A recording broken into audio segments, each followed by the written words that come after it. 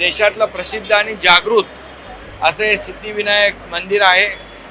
मुंबईकरांचं दैवत म्हणून सिद्धिविनायक मंदिर अतिशय लोकप्रिय आहे। जगभरातले देशभरातले लोक सिद्धिविनायकाकडे येतात, साकडं घालतात आणि श्रद्धेने भक्तिभावाने पूजा करतात। हे मंदिर फार जुनं आहे। 1801 साली याचं फाउंडेशन सुरू झालं। लक्ष्मण पाटील आणि देऊबाई पाटील अशा दाम्पत्याने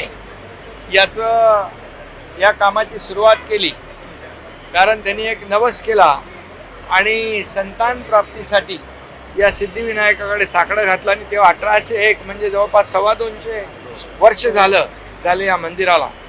आणि या ठिकाणी आता होणारी गर्दी आणि सुरक्षा या दृष्टिकोनातून आपण या मंदिराची पहिली पायरी पहिला टप्पा सुरू केलेला आहे।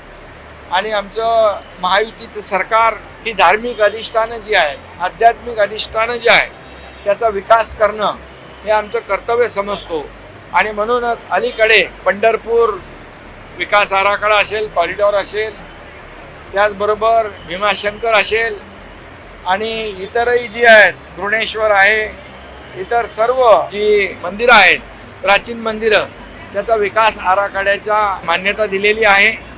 आणि खऱ्या अर्थाने आमच्या सरकारने ब वर्गाच्या मंदिरांना पूर्वी 2 कोटी निधी होता, आता तो 5 कोटी केलेला आहे, जेणेकरून तिथला विकास होईल, भाविकांना त्याचा फायदा होईल।